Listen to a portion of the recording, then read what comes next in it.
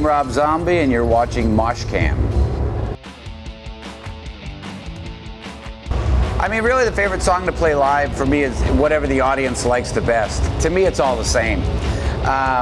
So I really don't care. Whatever song they love, we'll play it. Because there's songs that I would love to play because it's fun for me, but they don't. The audience doesn't care, so we don't play it. So. Are you playing a mixture of analog and stuff? Yeah, because we haven't been here very much, so we're mixing it up. Old stuff, new stuff, mostly old stuff. You know, a little bit of. Nothing's worse than hearing new songs. Nobody wants to hear them. My favorite moment with the new album was when you finish the first song, because truthfully, every time we go to make a record, you feel like, how is this going to happen again? You know, it seems like a long journey to get from the beginning to the end, and it's not till you finish that first song, you listen back and you go, oh, okay, this might work one more time. So that's always the best moment. We're kind of a blur, truthfully. I think, for some reason, we played a show in West Virginia recently, which we didn't think would be, you didn't think would be bad or good, but I had this idea. There's this John Denver song where he sings about West Virginia. And I thought, why don't we use that as the opening of the show? And we played this, and people were like, no, they're going to hate it. We started playing it. And that song is so popular in West Virginia, the entire crowd is singing this song. It kind of gave you chills. It was really wild. They're all holding the lighter singing this John Denver song.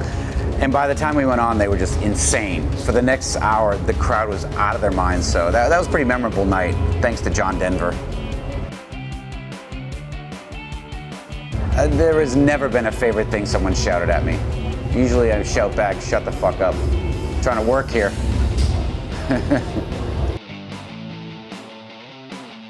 I never really looked at it as a favorite. I don't know, that's always kind of a blur too.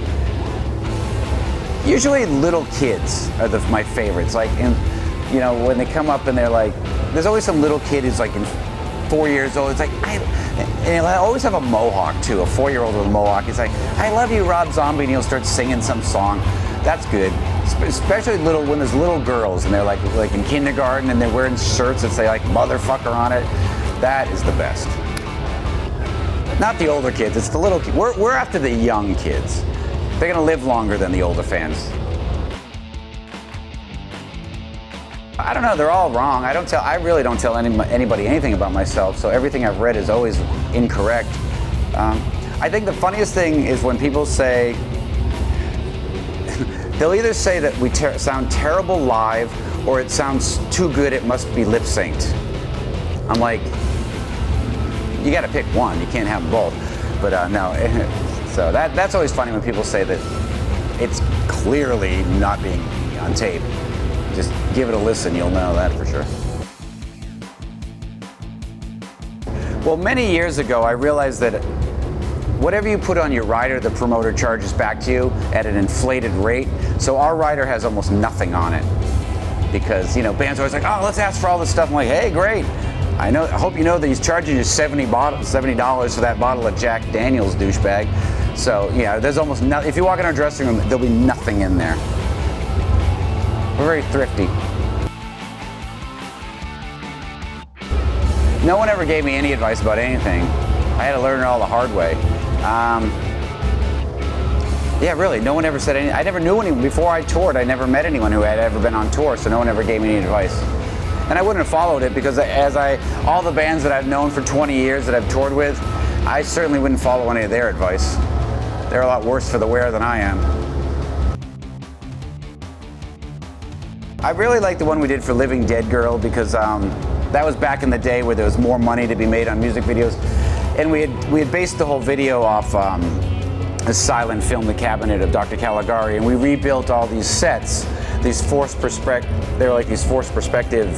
German expressionism sets that they used in the movie, and we did them all to scale, and that was pretty cool. We would never spend the money and time to do that now, but that was whatever, 18 years ago or something. It varies. We've all been on a big Dolly Parton kick since we went to see Dolly Parton the other night. So that's what we'll be listening to for the moment, but that'll change. So I guess we should get with the, start listening to some In Excess while we're here. Bee Gees, you know, Kylie Minogue, get with the program. All we drink is water. Well, and coffee, a lot of coffee, but that's not good on stage. Get too jittery.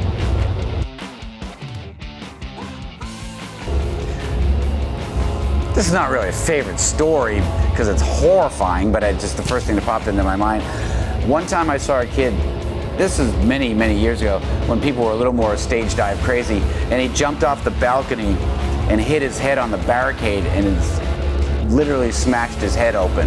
It was a gruesome sight. How's that, kids? Don't jump off the balcony, that never works out. We once had a kid murder his girlfriend at our show, too. Shows used to be hectic, man. They ain't like that. It is like Disneyland out there now. 20 years ago, it was gnarly. It's like kiddie time out there now. I mean, probably just watching movies. I would be doing that anyway. I mean, as soon as I sat down on the plane and they offered me, oh, would you like a personal television to watch? I'm like, yes. I was watching it, you know. Even on the flight over, everyone else is sleeping. I'm like, how can I sleep? There's a television right in front of me. I'm going to watch every movie on this flight. So pretty much that's what I would be doing right now. Well, not right now, but as much as possible. For more of this, subscribe now.